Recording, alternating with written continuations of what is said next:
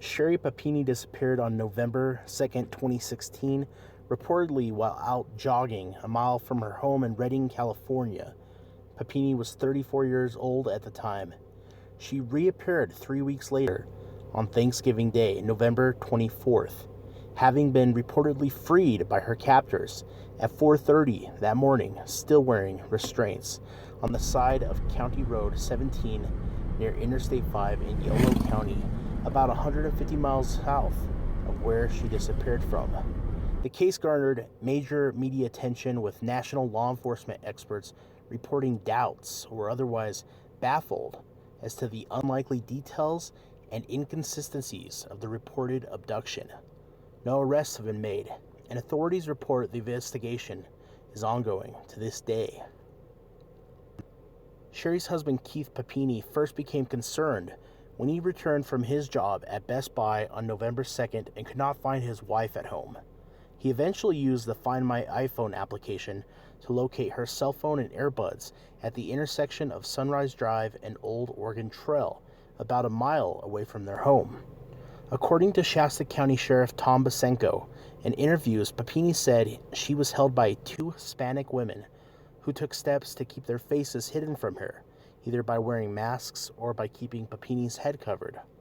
Papini was branded on her right shoulder with some kind of text and a message during her captivity, but details of what that brand and message include have not been revealed to the public. According to a statement by her husband, Keith Papini, Sherri was physically abused during her captivity, had her nose broken, and her hair was cut off, and she weighed only 87 pounds when she was released. The sheriff said that this is still an active investigation and that authorities are looking for a dark-colored SUV with two Hispanic females armed with a handgun. The sheriff indicated that there is sensitive information that is not yet being released to the public at this time. Detectives have authored close to 20 search warrants, and they are examining cell phone records, bank accounts, email, social media profiles. They've also declined to discuss what prompted them to file search warrants or why detectives have traveled out of the state for the case. According to Basenko, Keith Papini has been cooperative and even volunteered for a polygraph test, which he passed.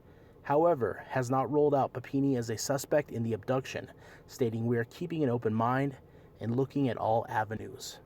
Keith has been reportedly possibly compromising the investigation with his statements to the media after Sherri was found alive. Authorities declined to comment on specific details of the ongoing investigation, but report they are actively pursuing the case. In November, while Papini was still missing, authorities executed more than 12 search warrants in Michigan. The FBI has provided assistance in this case as well. Papini was found with the male DNA on her person, but no female DNA, seemingly at odds with her claim that two Mexican women had abducted her. This male DNA was not her husband's DNA either. This renewed significant public doubt of claims of her abduction versus a voluntary escapade of some sort, particularly owing to reported costs of law enforcement efforts and the extreme publicity of her case received. These public doubts had previously lacked objective findings before the male DNA found on her person was publicly reported, which has led to many theories and speculation that maybe she wasn't abducted at all. Maybe she was spending the time with another man. But the case remains open to this day.